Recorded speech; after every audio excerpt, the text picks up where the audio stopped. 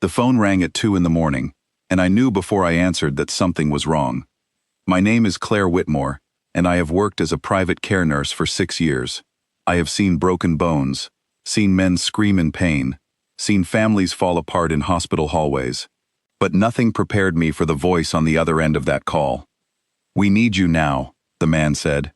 His voice was rushed, almost breathless. "There has been a shooting. Bring your bag. A car is already outside your building." I did not ask questions. In my line of work, questions could cost you the job, and sometimes they could cost you more than that. I pulled on my clothes, grabbed my medical bag, and stepped outside into the cold night air. A black car waited by the curb, its engine already running. A tall man in a dark suit opened the door for me without a word. The drive took almost 40 minutes. We left the city behind and entered a quiet stretch of road, lined with tall iron gates and stone walls. I had never seen a house like the one we pulled up to. It looked more like a fortress than a home, with high walls and men standing at every corner, watching the road with sharp eyes. I stepped out of the car, and my heart began to pound. Something about the silence of that place made my skin crawl. There were no dogs barking, no distant traffic, no signs of ordinary life. Just stillness, and the quiet presence of men who looked like they were ready for anything. Inside, the air smelled of antiseptic, and something sharper underneath, like fear. A woman in a maid's uniform led me down a long hallway, her eyes fixed straight ahead, refusing to look at me. We reached a set of heavy wooden doors, and she pushed them open. The room inside was dim, lit only by a single lamp near the bed, and there, propped up against a pile of pillows, blood soaking through a bandage on his side, was a man who looked like he belonged in a painting of some fallen king. His jaw was sharp, his eyes dark and tired, but there was a coldness in them that told me he was used to giving orders, not receiving help.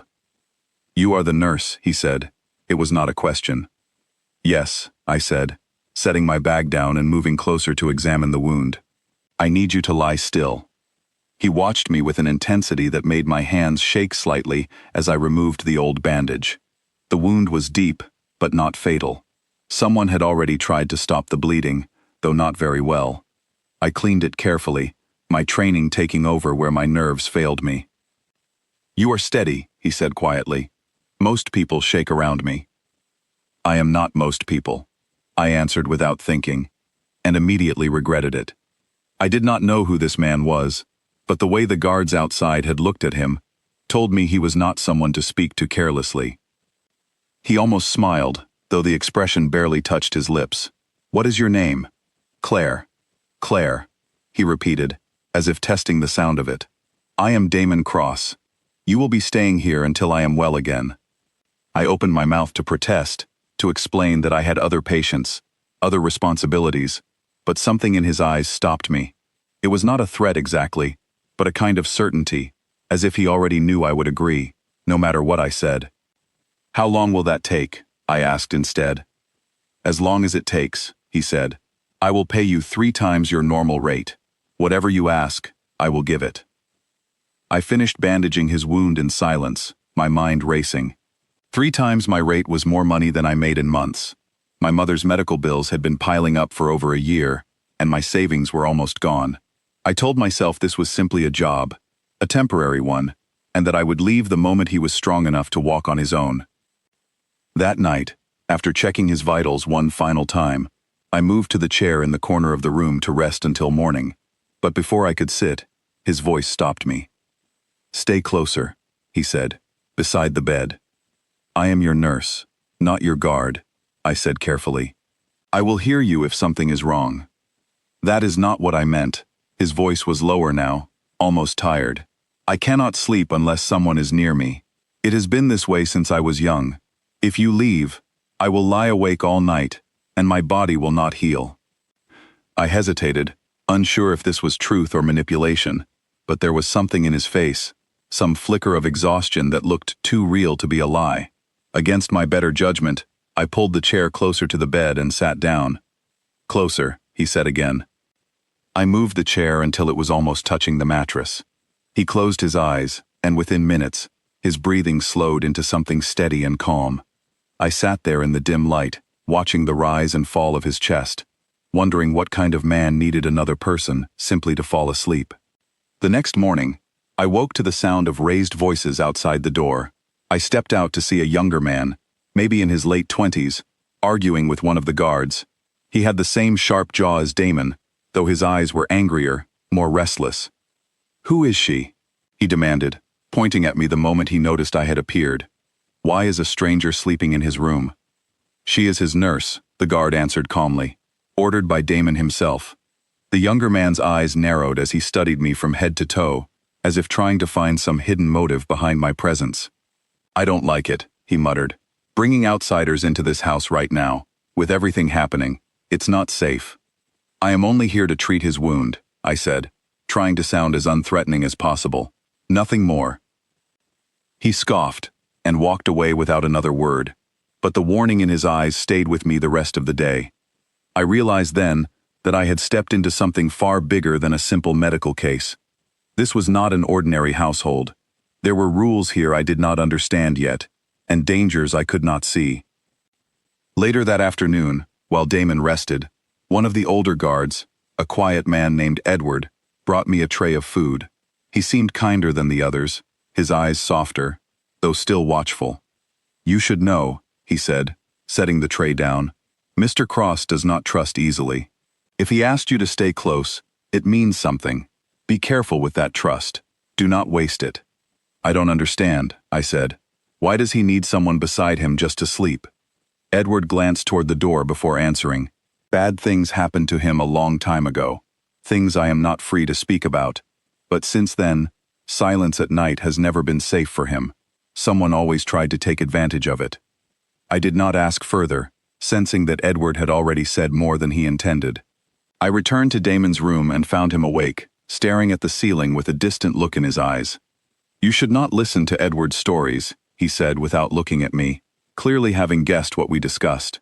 "He didn't tell me anything," I said honestly, "just that you don't trust people easily." Damon turned his head slightly toward me, his expression unreadable. "And yet I asked a stranger to sit beside my bed on the first night we met. What does that tell you?" I did not have an answer for him, and for a long moment, neither of us spoke. The silence between us felt heavier than any conversation, filled with unspoken questions neither of us dared to ask aloud. That evening, as the sun began to set behind the tall walls of the estate, I stepped outside for a moment of fresh air. The guards watched me from a distance, never speaking, always alert. I wondered how many nights Damon had spent inside those walls, surrounded by armed men, yet still unable to feel safe enough to close his eyes. When I returned to his room, he was sitting up, his color slightly better than the day before. He watched me settle into the chair beside his bed without a word, as if it had already become expected, already become normal. "You could have refused," he said quietly. "Many people would have run the moment they saw this house." "I need the money," I admitted. There was no point pretending otherwise. "That is not the only reason you stayed," he said, his voice quiet but certain. "I can see it in your eyes." I did not respond, because deep down, I was beginning to wonder if he was right. There was something about this man, something broken and guarded beneath the coldness, that pulled at me in a way I did not expect, and could not yet explain. As night fell again, I found myself pulling the chair close to his bed without being asked. He closed his eyes, and once more, his breathing steadied into calm. I stayed awake long after he fell asleep, staring at the shadows on the wall, wondering what exactly I had agreed to when I stepped into that car in the middle of the night. Around midnight, a soft knock came at the door. I rose carefully, careful not to disturb Damon, and opened it to find Edward standing there, his face pale under the hallway light. "There is a car parked outside the front gate," he whispered. "It has been there for almost an hour. No one recognizes it." My stomach tightened. "Should we wake him?" "Not yet," Edward said. "Let him rest. The men outside are already watching. I only wanted you to know, in case something happens tonight. Lock this door once I leave, and do not open it unless you hear my voice." I nodded, though my hands were trembling slightly as I closed the door and turned the lock. I stood there for a moment, listening to the silence of the hallway, my mind racing through every possibility of what waited beyond those gates. When I turned back toward the bed, I found Damon's eyes already open, watching me with quiet focus. "You heard," I said softly. "I hear everything in this house," he answered, "even when I appear to be asleep." "Then why did you let me believe you were resting?" "Because panic helps no one," he said, "and because I wanted to see how you would react, alone, in a room like this one." I frowned, unsure whether to feel offended or strangely reassured. Was that a test? "Everything is a test in this house," he said, his voice heavy with something like exhaustion. "You passed it without knowing you were being watched. That matters more than you think." I sat back down beside the bed, my pulse still quick from the tension of the moment. Outside, I heard the faint sound of an engine starting, then fading into the distance as the unfamiliar car finally drove away. Whatever threat it carried, it had chosen not to test the gates that night. "They will come again," Damon said quietly, staring up at the ceiling. "Not tonight, but soon. This house has enemies who do not sleep either." "Then why do you need me to sit here?" I asked. "If there is so much danger surrounding you already." He turned his head toward me, his dark eyes softer than I had seen them until now. "Because inside these walls, surrounded by men who owe me their loyalty, you are the only person who owes me nothing. That makes you the only one I can trust not to want something from me." I did not know how to respond to that, so I said nothing at all. I simply stayed beside him as the hours passed, watching him drift slowly into sleep once more, while somewhere beyond the gates, the night continued to hide its secrets. I did not know it then, but that first night was only the beginning. The danger inside those walls was far from over, and the choice I had already made, without fully understanding it, would change the course of my life forever. A scream tore through the hallway before dawn, and I was on my feet before I even understood why. I ran toward the sound, my heart pounding, only to find one of the younger maids sobbing near the kitchen, a shattered plate at her feet. A guard was shouting at her, his voice sharp with anger, until Edward stepped between them and calmly sent her away. It was nothing, he told me later. Just nerves. Everyone in that house lived on the edge of nerves. I returned to Damon's room to find him already awake, sitting up against the pillows, his expression unreadable as always. "You ran," he said, "toward the danger, not away from it." "I am a nurse," I said. "Running toward trouble is part of the job." "Most people freeze," he said quietly. "You do not." I changed his bandage in silence, aware of his eyes following my every movement. There was something about the way he watched me that made my skin warm, though I refused to acknowledge it, telling myself it was simply the discomfort of being studied so closely by a man like him. Over the following days, I began to understand the strange rhythm of that house. There were rules no one spoke aloud, but everyone obeyed without question. No phones were allowed near Damon's room. No one entered without permission, not even his own family. Meals were brought at exact times, and guards rotated their posts like clockwork, never leaving a single hallway unwatched. The younger man I had met on my first morning, whose name I later learned was Nico, Damon's younger brother, made it clear he did not trust me. He watched me from doorways, whispered to guards when he thought I could not hear, and once even searched through my bag while I was occupied with Damon's wound. "You will not find anything," I told him one afternoon, catching him red-handed near my belongings. "I will find everything eventually," he said coldly. "People like you always slip eventually." "People like me," I repeated, feeling anger rise in my chest despite my effort to remain calm. "Outsiders," he said. "People who come into families like ours, pretending they only want a paycheck, when really they want information, or leverage, or worse." "I only want to do my job and go home," I said firmly. "I have no interest in your family's business." Nico studied me for a long moment, his eyes narrowing. "We will see," he said, before turning and walking away without another word. I did not tell Damon about the encounter, though I suspected he already knew. Very little seemed to happen inside that house without his awareness, even while he lay recovering in bed.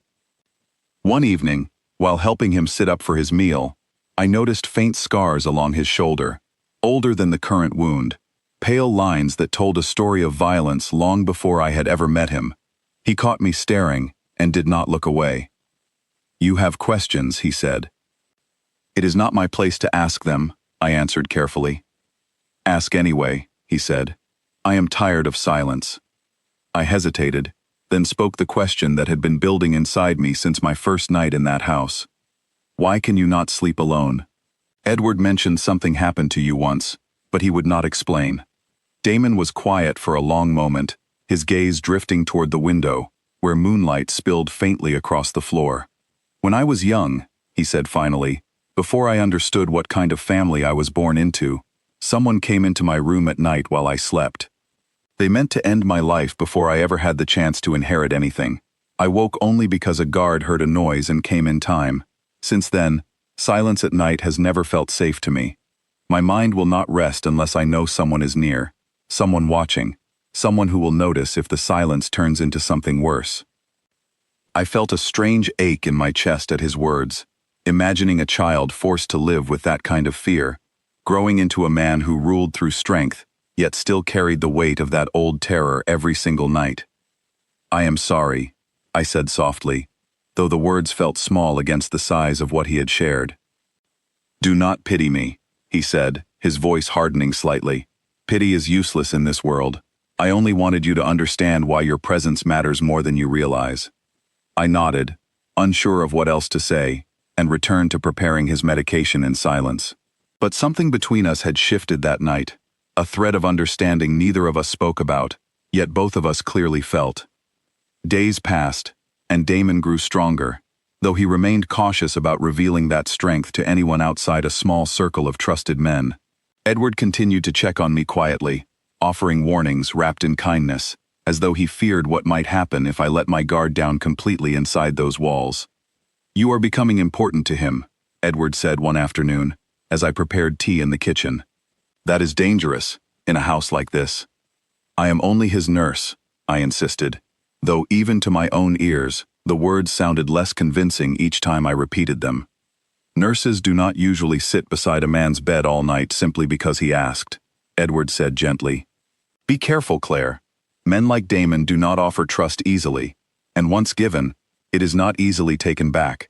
If you accept it fully, you will not be able to walk away from this house without consequences, whether good or bad.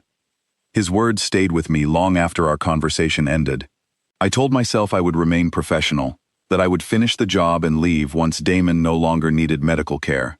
Yet each night, when he asked me to move closer to the bed, I found myself obeying without hesitation, without the reluctance I had felt on that very first night. One evening, a commotion erupted outside the estate walls. Shouting voices, the sound of a car speeding away, followed by tense silence among the guards stationed near the gate. I rushed to check on Damon, only to find him already standing, one hand pressed against the wall for support, his face pale from the effort. You should not be standing, I said, moving quickly to his side. I need to know what is happening, he said through gritted teeth. I will find out, I said firmly. You will sit back down. To my surprise, he obeyed, lowering himself back onto the bed with visible frustration. I stepped outside to speak with Edward, who explained that a vehicle had approached the gate, then fled the moment guards raised their weapons in warning. No shots were fired, no one was harmed, but the message was clear enough. Someone was watching the estate, testing its defenses, searching for weaknesses. When I returned to Damon's room, I found him staring at the ceiling, his jaw tight with quiet anger. They are testing how weak I have become, he said, waiting to see if my injury has made me vulnerable enough to strike. Then let them see you healing, I said. Not weak, not an easy target. He turned his head toward me, something unreadable flickering behind his dark eyes. You speak with more confidence than most of the men who work for me. I am simply telling the truth, I said. You are stronger than you believe, even now. For a long moment, neither of us spoke, the air between us thick with something unspoken.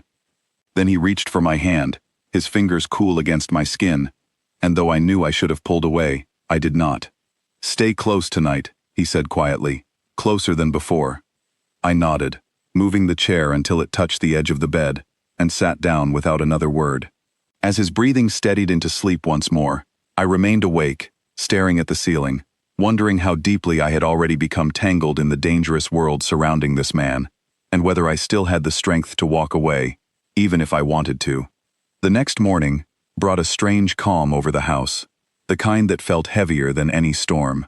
Guards spoke in lower voices, their eyes darting toward the gate more often than usual.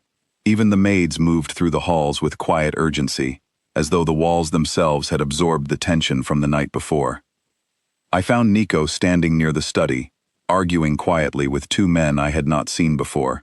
Their suits were sharper, their faces harder, and something about the way they carried themselves told me they were not simply hired guards. When Nico noticed me approaching, he stopped mid-sentence and waved the men away with a sharp gesture. "You should not be wandering these halls," he said, his tone colder than usual. "I was bringing supplies to the kitchen," I said, holding up the small bag in my hand as proof. "Stay near his room," Nico said. "Things are shifting quickly, and I do not have time to worry about where you are every hour of the day." "Shifting how?" I asked, unable to hide my curiosity. He studied me for a long moment, as if deciding whether I deserved an answer at all. "Someone within our own circle may be talking to people who wish to see my brother removed," he said finally. "Until we know who it is, everyone is a suspect, including you." His words unsettled me more than I wanted to admit. I returned to Damon's room and found him sitting near the window, watching the courtyard below with a focused stillness that reminded me of a predator waiting patiently for its prey to reveal itself. "Nico told me something is shifting," I said carefully. "My brother worries too loudly," Damon said, though the tension in his shoulders suggested he was just as concerned. "But he is not wrong. There is a traitor somewhere close to us. I can feel it, even if I cannot yet name it." "How can you be certain?" I asked. "Because the men who tested our gates last night knew exactly which hour the patrol changes shifts," he said quietly. "That information does not leave this house easily. Someone gave it to them." A chill ran through me at his words. I thought of every guard, every maid, every quiet face I had passed in the hallways over the past days, wondering which one of them might be capable of such betrayal. It was a strange and uncomfortable feeling, realizing that danger might not only come from beyond the gates, but from someone already trusted within them. Later that day, Edward found me alone in the kitchen, his expression more serious than I had seen before. "Do not speak of what you hear in this house," he said quietly. "Not to anyone, not even to me, unless you are certain it matters. Loose words have gotten people killed here before." "I am only trying to understand what I am part of," I said honestly. "You are part of something larger than a job now," Edward said, his eyes softening slightly, "whether you meant for that to happen or not." His words stayed with me as I returned to Damon's side that evening, carrying his dinner tray with hands that trembled slightly from everything I had learned that day. He noticed immediately, setting his fork down and studying my face with quiet concern. "You are afraid," he said. "I am cautious," I corrected gently. "There is a difference." "Tell me what troubles you," he said.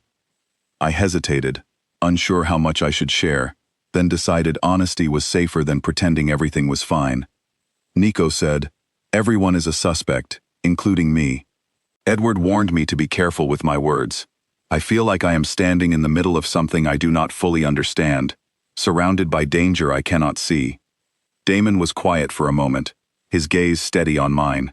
"You are not a suspect in my eyes," he said finally. "I trust very few people in this world, Claire, but I trust you more than most who have served this family for years." His words settled something uneasy inside my chest, though they also carried a weight I was not prepared for. Trust, in a house like this, was not a gentle gift. It was a dangerous burden, one that could easily place a target on the back of whoever carried it. That night, as I settled into the chair beside his bed, I found myself watching him more closely than before, searching his face for answers to questions I did not yet know how to ask. He caught my gaze and held it, something unspoken passing between us in the quiet dark of the room. "Whatever happens next," he said softly, "I need you to remain close. Not because I command it, but because I am asking it." "I am not going anywhere," I said, surprising myself with how easily the words left my mouth. He nodded once, then closed his eyes, his breathing slowly steadying into rest. I remained awake long after, staring at the shadows dancing along the walls, aware that the danger surrounding this house was growing closer with every passing day, and that I had chosen, without fully realizing it, to stand directly in its path beside him. Gunfire shattered the quiet of the estate just after midnight, and I found myself running toward the sound before I even understood what was happening. The hallway outside Damon's room filled with shouting voices, and the heavy thud of boots against the floor. Guards rushed past me, weapons drawn, their faces tight with focus. I pressed myself against the wall, my medical bag clutched tightly to my chest, unsure whether to run toward the chaos or away from it. "Stay inside," Edward's voice called from somewhere near the stairs, sharp with urgency. "Do not come out until I say it is safe." I ignored him, my training pulling me forward instead. Somewhere down that hallway, someone was hurt, and every instinct in my body told me I could not simply hide while a life slipped away.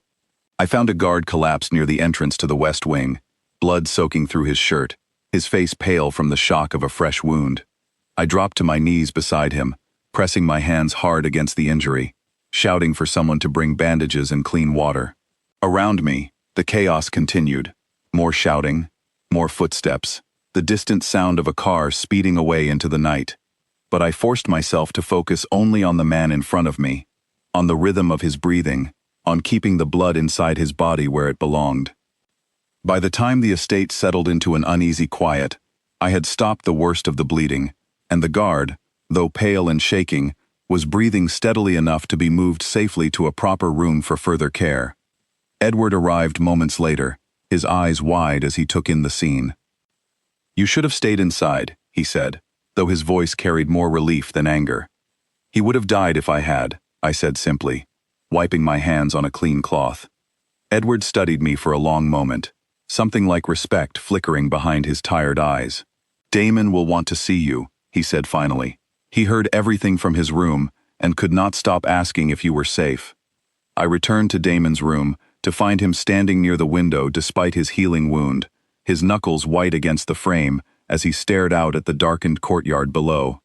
The moment he saw me, something in his shoulders loosened, though his expression remained tense. "You should not have run toward danger," he said, his voice rough. "I am a nurse," I said again, the same words I had offered him once before. "That is exactly what I am supposed to do." "You could have been killed," he said, stepping closer, his eyes searching my face as though checking for injuries I might be hiding. "I was not," I said gently, "and a man is alive tonight because I did not listen to fear." He reached out, his hand brushing lightly against my arm, as if needing physical proof that I truly stood there unharmed. The touch sent warmth through me despite the chaos of the night, and for a long moment, neither of us spoke, simply standing close enough to feel the rapid beating of each other's hearts. "Come," he said finally, guiding me toward the bed. "Sit with me. I need to know you are truly safe before I can rest." I obeyed, settling into the familiar chair beside him, though my hands still trembled slightly from the adrenaline of the night. He studied me quietly, his expression softer than I had ever seen it. "Tell me what happened out there," I said, needing to understand the danger we had just survived. Damon exhaled slowly before answering. "A rival family sent men to test our defenses again, stronger this time than before. They wanted to see how deeply my injury had weakened us. My men held them back, but not without cost." "Who are these people?" I asked. "Why do they want the Yugon so badly?" He was quiet for a long moment, his gaze drifting toward the shadows of the room, as though deciding how much of his world he was willing to reveal to me. "My family has controlled this territory for 3 generations," he said finally. "Power like that does not exist without enemies. The Calloway family has wanted what belongs to us for years, and my injury gave them the opening they have been waiting for." "And the traitor Nico mentioned?" I asked carefully. "Do you believe someone inside this house is helping them?" "I know it," Damon said, his voice hardening. "Tonight proved it beyond doubt. The men who attacked knew exactly where our weakest guards were stationed. That knowledge came from inside these walls, not outside them." A heavy silence settled between us, filled with unspoken fear. I thought again of every face I had passed through the hallways, wondering which one hid betrayal behind a calm expression. It was a chilling thought, realizing that the true danger might not come from beyond the gates, but from someone who smiled at me every single day. "You grew up in this world," I said softly, studying the tired lines around his eyes. "Did you ever want something different?" Damon's expression shifted, something distant and almost sorrowful passing behind his dark eyes. When I was young, he said quietly, I dreamed of a life far away from all of this. A quiet house, ordinary work, a family that did not need armed guards simply to sleep peacefully at night. But dreams like that were never meant for someone born into a family like mine. My father made that clear before I was even old enough to understand what he meant. What happened to him? I asked gently. He was killed, Damon said, his voice flat, though I could sense the weight beneath the words. By the very family that attacked us tonight. I was 16 when I took his place, forced to become a man long before I was ready, surrounded by people who expected strength I did not yet possess. I felt my heart ache at the image of a boy forced into violence and power before he had even finished growing into himself. Whatever coldness Damon wore now, whatever fear surrounded his name throughout the city, I understood in that moment that it had been built out of necessity, not desire. I am sorry, I said softly, the words feeling small against the size of what he carried. Do not pity me, he said again, though this time his voice lacked its usual sharp edge. I chose to survive the life given to me. That choice made me who I am today, for better or worse. You are more than the coldness people see, I said quietly.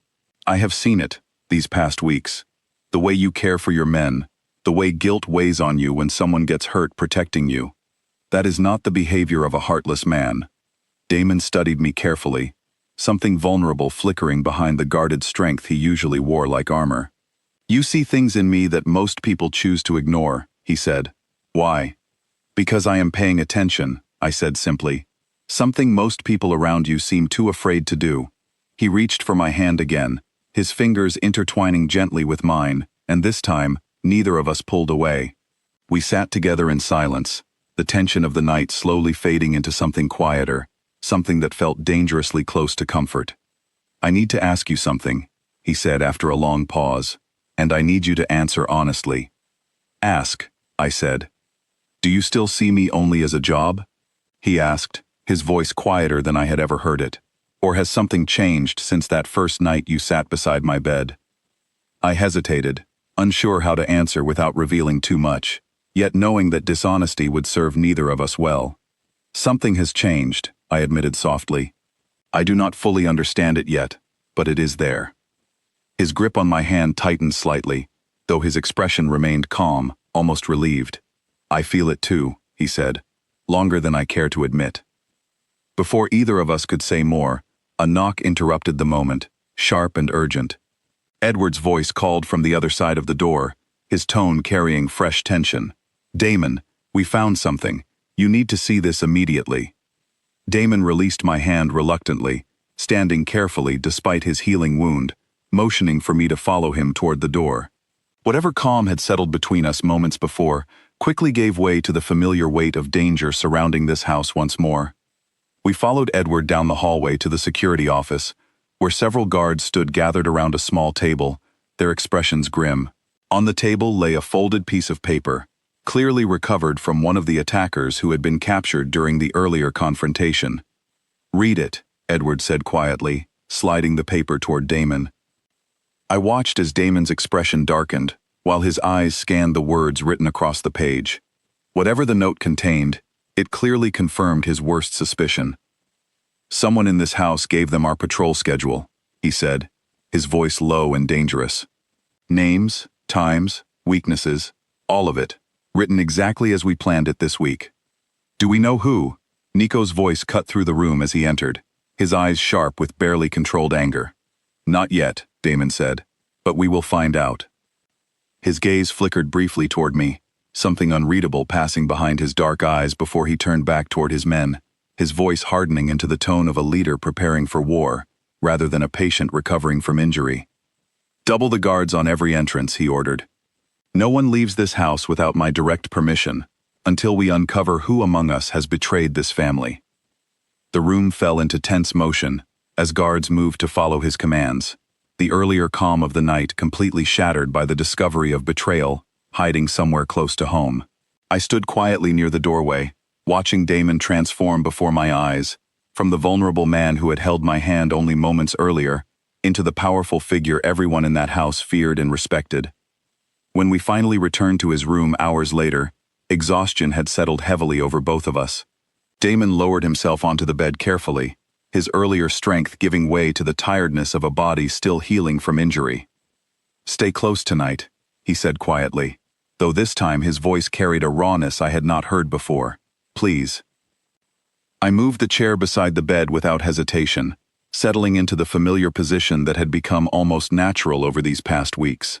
As his breathing steadied into sleep, I remained awake, staring at the shadows stretching across the ceiling, my mind racing through everything I had learned that night. Somewhere within these walls, someone I had likely passed in the hallway, someone who perhaps smiled at me during meals or nodded politely in greeting, carried the weight of betrayal capable of costing lives, including the life of the man now sleeping peacefully beside me because of my presence alone. Morning arrived with a strange stillness, the kind of quiet that follows a storm before another one begins to gather. I woke to find Damon already dressed, sitting in a chair near the window, watching the courtyard with careful eyes. His wound had healed enough for him to move more freely now, though I could still see the discomfort behind his composed expression whenever he shifted too quickly. "You should rest," I said, moving to check his bandage out of habit. "There is no time to rest," he said. "Not until I know who among my own people chose to betray me." I finished my examination in silence, aware of the tension radiating from him despite his effort to remain calm. When I stepped back, he caught my wrist gently, his eyes searching mine with an intensity that made my breath catch. "Whatever happens today," he said quietly, "I need you to remain close to Edward. Do not wander the halls alone until this matter is resolved." "You are worried about my safety," I said softly, surprised by the depth of concern in his voice. "I am terrified of it," he admitted, the honesty in his tone catching me off guard. "More than I have been afraid of anything in a long time." Before I could respond, a soft knock interrupted us, and Edward entered with a grim expression, holding a small device in his hand. "We found something else," he said, "hidden inside the guard quarters. A transmitter, likely used to send information beyond these walls."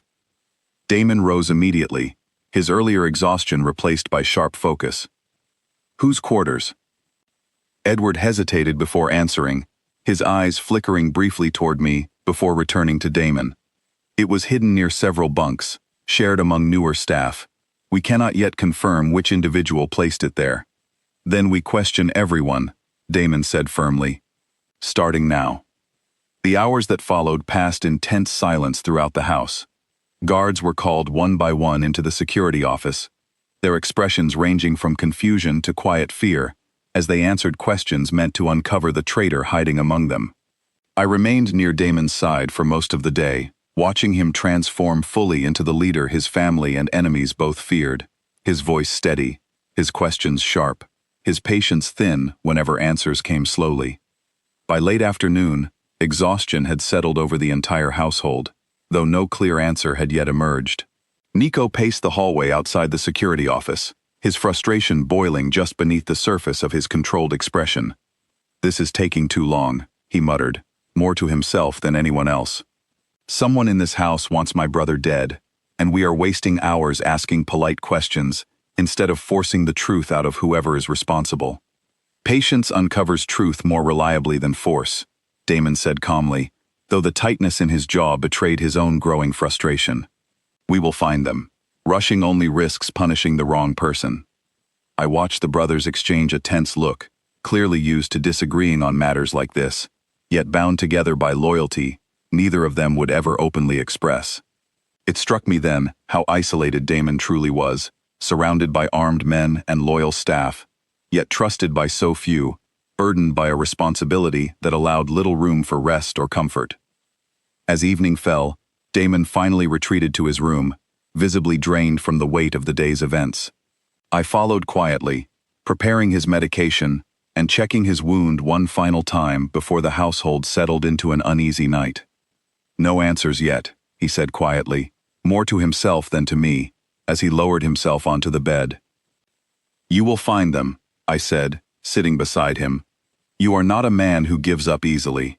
He studied me for a long moment, something soft and tired flickering behind his usually guarded eyes. "You continue to see strength in me, even on days when I feel none of it. That is because real strength is not the absence of exhaustion, I said gently. It is continuing to fight even while carrying it. He reached for my hand once more, holding it gently as his eyes slowly closed, his breathing steadying into the calm rhythm I had grown familiar with over these past weeks. I remained beside him long into the night, watching the shadows shift across the ceiling, aware that somewhere within these very walls, danger continued to wait patiently for its next opportunity to strike. I did not know who that traitor was yet, but I understood clearly that the danger surrounding this house had grown far more complicated than I ever imagined the night I first stepped into that black car. And somewhere deep inside me, beneath the fear and uncertainty, I realized I no longer wished to walk away from any of it, no matter how dangerous staying might become. The door burst open before I could react, and 3 guards stormed into the room with weapons raised, their eyes fixed directly on me. "Step away from him," one of them ordered, his voice sharp with suspicion.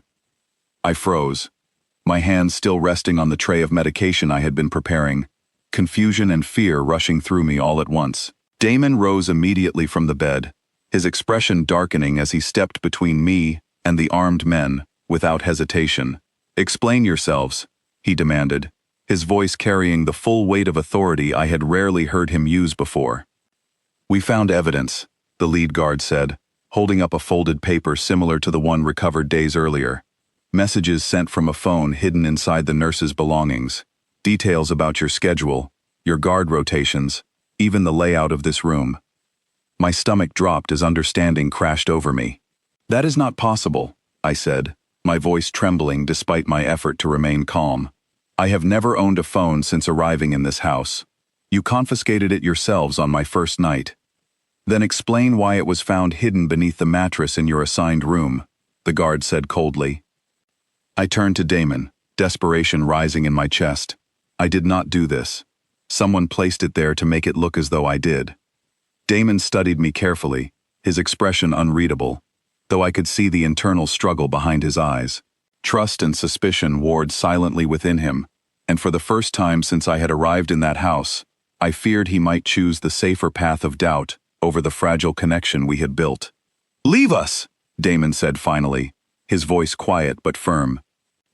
The guards hesitated, clearly uncomfortable leaving him alone with someone now under suspicion.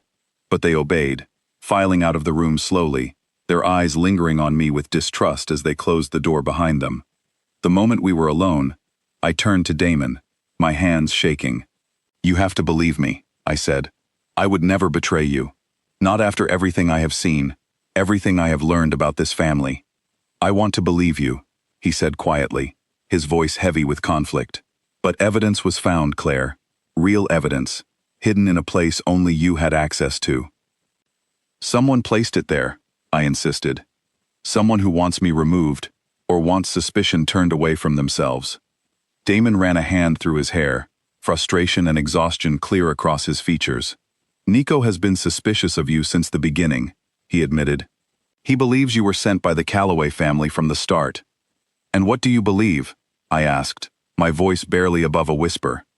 He was silent for a long moment, his dark eyes searching mine, as though trying to read the truth buried somewhere behind my fear. "I believe," he said slowly, "that someone in this house wants to separate us, because they understand that you have become important to me in ways I did not expect and did not want."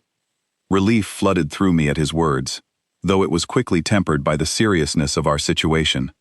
"Then we need to find out who did this," I said, "before it costs me more than my reputation." "It could cost you your life," Damon said grimly. "Accusations like this, inside a house like mine, are rarely settled gently." Fear gripped me at his words, though I forced myself to remain steady. "Then help me prove my innocence," I said. "You know this house, these people, better than anyone. Help me find who truly did this." Damon nodded slowly, though the weight of his decision was clear across his face. "It will not be easy," he said. "Nico will demand proof beyond simple denial, and whoever framed you will not make discovery easy." Over the following hours, Damon called for Edward privately, explaining the situation in hushed tones, while I remained nearby, my nerves stretched thin with anxiety. Edward listened carefully, his expression thoughtful, before finally speaking. "I noticed something strange 3 nights ago," he said slowly. "One of the newer staff members, a young man named Oliver, was seen near the guest quarters after hours, though he had no assigned duties there that night. I did not think much of it at the time, but perhaps I should have." "Bring him here," Damon said immediately, his voice sharp with renewed purpose. Within the hour, Oliver stood nervously before us, his eyes darting between Damon's stern expression and my own anxious face. Under careful questioning, his composure began to crack, small inconsistencies slipping through his answers that Edward and Damon quickly noticed. "Why were you near the guest quarters 3 nights ago?" Damon asked, his voice calm, but carrying an unmistakable edge of danger. "I was simply checking supplies," Oliver stammered, though sweat had begun forming along his brow. "Supplies are not stored in that hallway," Edward said flatly. "You know that as well as I do." Oliver's eyes darted toward the door, as though searching for an escape that clearly did not exist. Finally, his shoulders sagged, and the truth began spilling from him in a rush of panicked words. "I was paid," he admitted. "Someone outside this house offered money, more than I could ever earn honestly here. They asked me to plant a phone, to make it look like the nurse had been sending information. They said it would protect the real informant already working from within." "Who paid you?" Damon demanded, stepping closer, his presence radiating quiet menace. "I do not know his real name," Oliver said quickly. "He contacted me through a messenger, never in person. He only said it needed to be done quickly, before suspicion could fall elsewhere." Damon exchanged a grim look with Edward, both of them clearly aware that this confession, while helpful, did not fully solve the deeper mystery of who truly leaked information from within the house. Still, it was enough to clear my name of immediate suspicion. "Take him to the security office," Damon ordered. "We will continue this conversation properly, away from here." As guards led Oliver away, Damon turned to me, relief and lingering worry both visible across his tired features. "You are cleared," he said quietly, "for now." "Thank you," I whispered, feeling the weight of fear finally begin to lift from my chest. "Do not thank me," he said. "Thank Edward. His memory saved you today." Later that evening, once the household had settled into a tense but calmer rhythm, Damon found me alone in the kitchen, staring blankly at a cup of tea I had not touched. He sat across from me, his expression softer than I had seen it in days. "I almost doubted you," he admitted quietly. "For a moment, when the guards brought that evidence forward, doubt crept in despite everything I felt toward you." "I understand why," I said honestly. "In a house like this, trust must be earned carefully. I do not blame you for hesitating." "I do," he said, his voice quiet but firm. "You deserved better than a moment of doubt from me, especially after everything you have already given this family, without asking for anything beyond your original pay." I reached across the table, resting my hand gently over his. "You believed me in the end," I said. "That is what matters most." He turned his hand beneath mine, lacing our fingers together with a tenderness that surprised me, given everything we had endured that day. "I need to tell you something," he said quietly, "something I have avoided saying since the night you first sat beside my bed." "Tell me," I said softly. "You became more than a nurse to me long before today," he admitted, his voice carrying a vulnerability I had never heard from him before. "I asked you to stay close that first night, because I could not sleep alone. But somewhere in these past weeks, staying close to you became something I wanted, for reasons that have nothing to do with sleep or safety." My heart pounded at his words, warmth spreading through my chest despite the danger still surrounding us. "I feel the same way," I admitted quietly. "I have felt it growing for some time now, even when I tried to convince myself it was simply exhaustion or fear." He lifted my hand gently, pressing a soft kiss against my knuckles, his eyes never leaving mine. "Whatever happens next," he said, "whatever danger still waits for us within these walls, I need you to know that you matter to me beyond anything I expected when I first asked you to stay." That night, as we sat together beside his bed once more, the fear of the day's events slowly faded into something quieter, something that felt like the beginning of trust, finally solidifying into something deeper. Yet even as comfort settled between us, I could not shake the unease lingering at the edges of my mind. Oliver had been paid by someone outside the house, But Damon's words that morning echoed clearly in my thoughts. Someone within these walls still remained loyal to the enemies gathering against him. Someone whose identity remained hidden despite the progress we had made that day. Nico found me alone the following morning, standing near the garden that bordered the eastern wall of the estate. His expression was harder to read than usual, though the sharp suspicion I had grown used to seeing in his eyes seemed to have softened slightly. "I owe you an apology," he said, his voice stiff, as though the words did not come easily to him. "You do not owe me anything," I said carefully, unsure whether to trust the sudden shift in his tone. "I was wrong about you," he continued, ignoring my response. "I still do not fully trust outsiders in this house, but Oliver's confession proved you were telling the truth. I should have considered that possibility before accusing you so quickly." "I understand your caution," I said honestly. "This is your family. I would be suspicious of strangers too, if our positions were reversed." Nico studied me for a long moment, something almost thoughtful behind his usual hardness. "My brother rarely speaks about the past," he said quietly. "Not even to me, most of the time.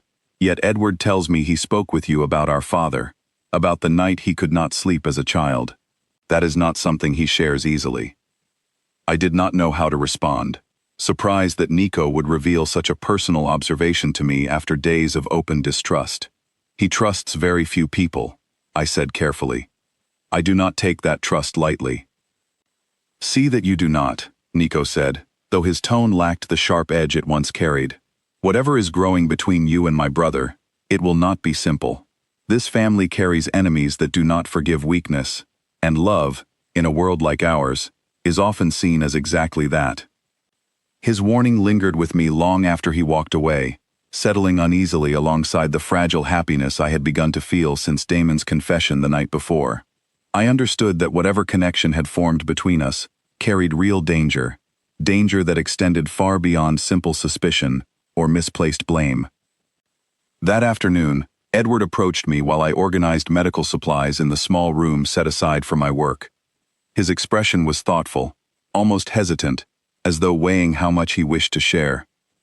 "Oliver gave us more information overnight," he said quietly.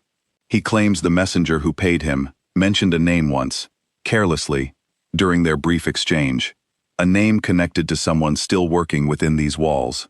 My pulse quickened. "Who?" Edward hesitated, glancing toward the door before lowering his voice further. He would not say directly.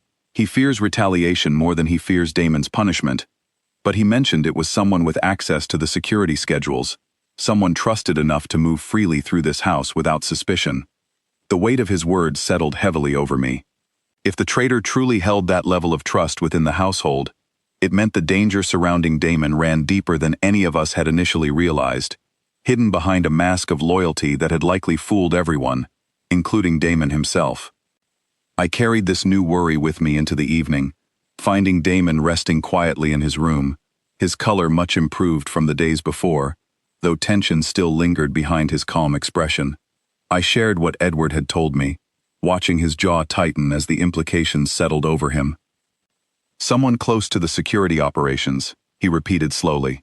"That narrows the possibilities considerably, though it still leaves several names uncomfortably plausible." "What will you do?" I asked. "Watch carefully," he said, "and wait for them to make a mistake. A hidden traitor eventually grows careless, especially once they believe suspicion has moved elsewhere." I sat beside him, taking his hand gently, needing the quiet comfort of contact after a day heavy with tension and uncertainty. "I am afraid," I admitted softly, "not just for myself, but for you, for this entire household." "I know," he said, his voice softer than I expected, "but fear has never stopped me before, and I will not let it start now, especially not with you standing beside me through all of this." His words offered small comfort against the larger uncertainty still looming over us, yet I clung to them nonetheless, finding strength in his steady presence, even as danger continued gathering unseen, somewhere within the very walls meant to protect us. The true traitor was still among us, watching, waiting, and I understood clearly that the danger surrounding Damon, and now surrounding me as well, was far from finished unfolding. The lights went out across the entire estate at exactly midnight, and I knew instantly that something terrible had begun. I rose from the chair beside Damon's bed, my heart hammering against my ribs as shouts erupted from the hallway outside. Damon was already moving, pulling on his jacket despite the darkness, his instincts sharpened by years of living inside danger like this. "Stay behind me," he said, his voice low and controlled despite the chaos building around us. We stepped into the hallway to find guards rushing past with flashlights, their voices tense with urgent commands. Edward appeared moments later, his face illuminated by the beam of his own light, sweat glistening across his brow. "The main power line was cut," he said quickly. "Someone disabled it from inside the property. The backup generators should activate within minutes. But until then, we are vulnerable." "Where is Nico?" Damon demanded. "Securing the West Wing," Edward answered. "I came to find you the moment the lights failed." A distant crash echoed through the darkness, followed by shouting voices growing closer. Damon pulled me gently, but firmly behind him, positioning himself between me and the direction of the noise without hesitation. "Take her to the security office," Damon ordered Edward. "It has reinforced walls and a separate power source. I need to help secure the perimeter." "No," I said immediately, surprising even myself with the certainty in my voice. "I am not leaving you while you are still healing from an injury that has not fully closed." "Claire, this is not the time to argue," Damon said sharply, though his eyes carried more fear for my safety than frustration toward my defiance. "I am not arguing," I said firmly. "I am staying close, exactly as you asked me to from the very first night. That has not changed simply because the danger has grown larger." Before he could respond, the backup generators roared to life, flooding the hallway with dim emergency lighting. In that same instant, 3 armed figures rounded the corner at the end of the hall, weapons raised, clearly having breached the estate's outer defenses during the darkness. Damon reacted instantly, pulling a weapon from beneath his jacket and firing a warning shot that sent the intruders scrambling for cover. Edward pulled me sharply into a side room, pressing his back against the door while shouting instructions toward the approaching guards responding to the disturbance. Through the chaos, I caught sight of a familiar face among the estate's own guards, someone who should have been defending the house, yet who instead moved with purpose toward a hidden panel near the security office, glancing nervously over his shoulder as though checking whether anyone watched him. "Edward," I whispered urgently, "look, near the panel. That is one of ours." Edward's eyes narrowed as he followed my gaze, recognition and horror crossing his face simultaneously. "That is Marcus," he breathed. "He has worked security detail for nearly 2 years." Before either of us could act, gunfire erupted closer to our position, forcing Edward to pull me further back into the room for safety. Moments later, Damon appeared in the doorway, breathing hard, blood staining his sleeve from a graze along his arm, though his expression remained sharp and focused despite the injury. "The intruders are contained," he said quickly, "but there is still danger inside. I saw Marcus running toward the West Wing, exactly where Nico is stationed." "He is the traitor," I said urgently. "I saw him near the security panel just moments ago, acting as though he did not want to be noticed." Damon's expression darkened instantly, understanding settling over his features with grim clarity. "He has access to every security code in this house," he said. "If he reaches Nico first, believing suspicion has finally turned toward him, he may do something desperate."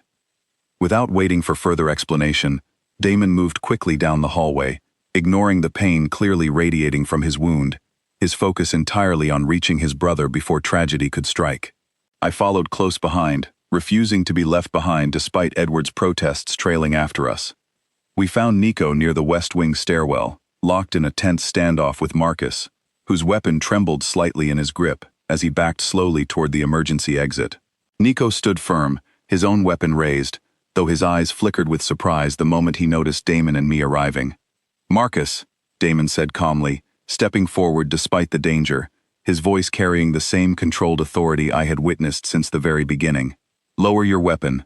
This does not need to end badly for you." "You do not understand," Marcus said, his voice shaking with desperation. "They offered me enough money to leave this life behind entirely. A new name, a new country, freedom from all of this. I only needed to give them information, nothing more. Information that nearly got your own brothers killed tonight, Nico said sharply, his grip tightening on his weapon. I did not think it would come to this, Marcus said, his eyes darting nervously between the three of us. I only wanted to disappear quietly, not cause bloodshed. You already have, Damon said quietly.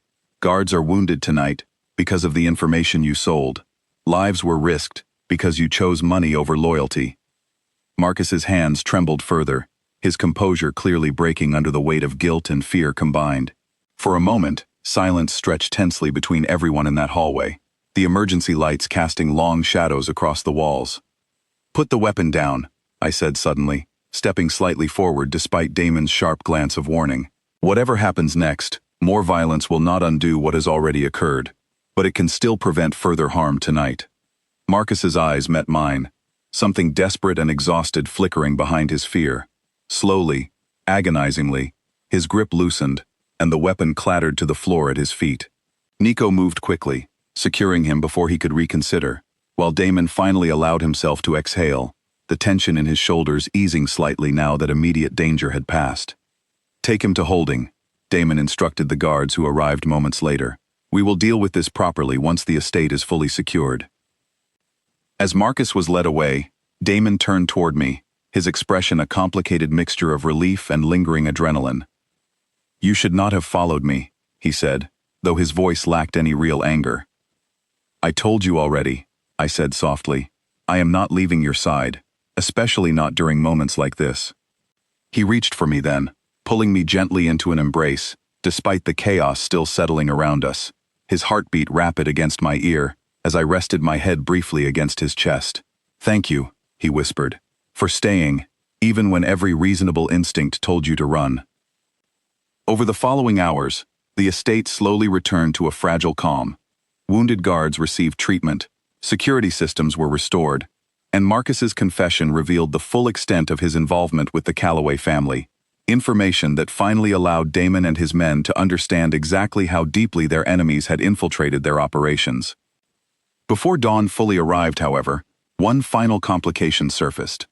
A guard rushed into the security office where Damon, Nico, and I had gathered to review the night's events, his expression urgent despite the exhaustion clearly weighing on him. Marcus is asking to speak with you directly, the guard said, addressing Damon. He says there is one more name he needs to give you, but he will only speak it to your face. Damon exchanged a wary glance with Nico before nodding slowly. Bring him. Moments later, Marcus was led into the room, his wrists bound, his earlier desperation replaced by a hollow kind of resignation. He looked older somehow, the weight of his choices etched clearly across his face.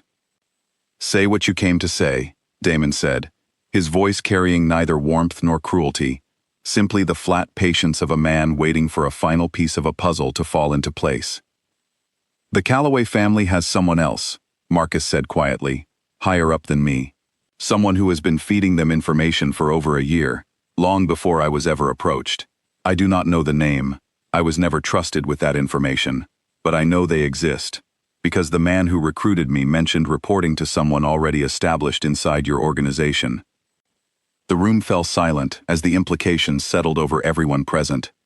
Nico's jaw tightened visibly, while Edward, standing near the doorway, exchanged a troubled look with Damon. Why tell us this now? Damon asked carefully. What do you gain from revealing it? Nothing, Marcus said, his voice tired. I have already lost everything I hoped to gain from betraying this family. I only wanted you to know the danger is not fully over, even with me removed. Perhaps it earns me some small mercy in whatever punishment awaits me. Damon studied him for a long moment before nodding once to the guards. Take him back to holding. We will continue this conversation once we have confirmed what he has told us. After Marcus was led away, a heavy silence lingered in the room. Nico paced slowly, his frustration barely contained beneath his controlled exterior. Another traitor, he muttered, hidden even deeper than the last. We will find them, Damon said firmly, though I could see the toll the night had taken on him, the exhaustion pulling at the edges of his composure, despite his effort to remain steady for the sake of his family. Not tonight, I said quietly, stepping forward. Tonight, you need rest. Whoever this hidden traitor is, they have waited a year already. They will not vanish before morning, simply because you have not yet slept." Damon turned toward me, something softening behind his tired eyes. "She is right," he said to Nico, though his gaze remained fixed on me. "We continue this in daylight, with clear minds instead of exhausted ones." Nico nodded reluctantly, clearly unhappy with the delay, yet unwilling to argue further, given the visible fatigue etched across his brother's face. As he left to oversee the estate's continued security, Damon allowed himself, finally, to lean against me slightly, the adrenaline of the night beginning to fade into something closer to simple exhaustion. We returned to his room together, the hallway quiet now except for the distant murmur of guards resuming their normal rotations. I helped him settle onto the bed, checking his bandaged arm carefully, relieved to find the wound shallow despite the earlier alarm it had caused. By early morning, as sunlight began spilling gently across the courtyard, I found Damon sitting quietly near the window of his room, his wounded arm freshly bandaged, exhaustion evident across his features despite the calm settling finally over the estate. "It is over," he said quietly, more to himself than to me, as though needing to hear the words spoken aloud to fully believe them. "For now," I said gently, moving to sit beside him, "rest will help you heal properly this time." He turned toward me, something soft and unguarded shining behind his tired eyes. "I have been thinking," he said slowly, "about what happens now that the immediate danger has passed." "What do you mean?" I asked carefully. "You came into this house as my nurse," he said. "A temporary arrangement meant to end the moment I recovered fully, but somewhere during these past weeks, that arrangement became something I no longer wished to end."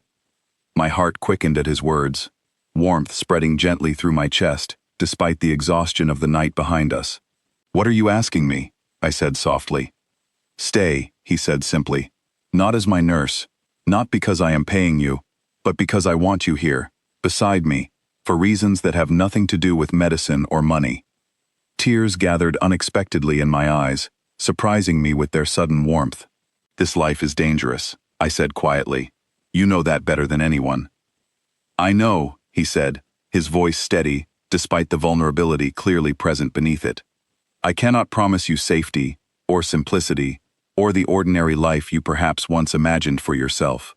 But I can promise you honesty and loyalty, and a place beside me for as long as you wish to remain there." I studied his face carefully, searching for any trace of doubt, yet finding only quiet sincerity reflected back at me. Somewhere over these past weeks, amid danger and fear and unexpected tenderness, I had already made my choice without fully realizing it. "I am not going anywhere," I said softly, echoing words I had spoken once before, though this time, carrying a weight and certainty I had not fully understood until this very moment. Damon's expression softened completely, relief and quiet joy replacing the exhaustion that had lingered there moments earlier. He reached for my hand, lifting it gently to press a soft kiss against my knuckles, his eyes never leaving mine. "Then stay beside me," he said quietly. "Not just tonight, but every night that follows." I smiled through the remaining tears gathered in my eyes, leaning gently against him, as morning light continued spilling softly across the room, illuminating a quiet peace neither of us had expected to find within these dangerous walls. Weeks passed following that morning, the estate slowly healing alongside Damon's own recovery. Marcus's betrayal led to a broader uncovering of the Calloway family's operations, weakening their influence considerably and easing the immediate threat that had loomed so heavily over the household since my very first night there. Nico's suspicion toward me faded into quiet respect, occasionally even warmth, as he witnessed firsthand the loyalty I had shown throughout the danger surrounding his brother. Edward remained a steady presence, his careful guidance never fully leaving my side, even as my role within the household shifted from temporary nurse into something far more permanent. I never returned to my old apartment, never resumed the uncertain life I had lived before that fateful phone call in the middle of the night. Instead, I remained within those tall walls, beside the man who had once demanded I stay, simply so he could sleep peacefully through the darkness.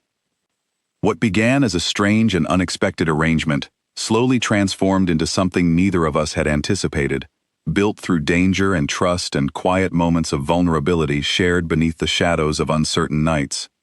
Damon Cross, the man feared throughout the city for his coldness and strength, had shown me a version of himself few others were ever permitted to witness.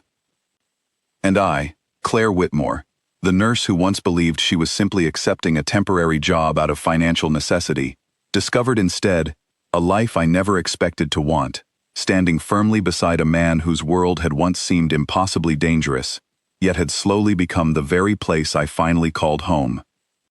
Months later, the deeper investigation into the Calloway family's remaining informant finally came to a quiet resolution, uncovering a distant cousin within the household's financial office who had grown resentful over years of feeling overlooked by the family's inner circle.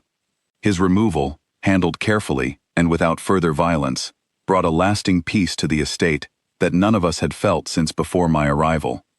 On the evening the investigation officially closed, Damon found me in the garden bordering the eastern wall, the same quiet place where Nico had once approached me with his grudging apology. The evening air was warm, carrying none of the tension that had once filled every corner of that house.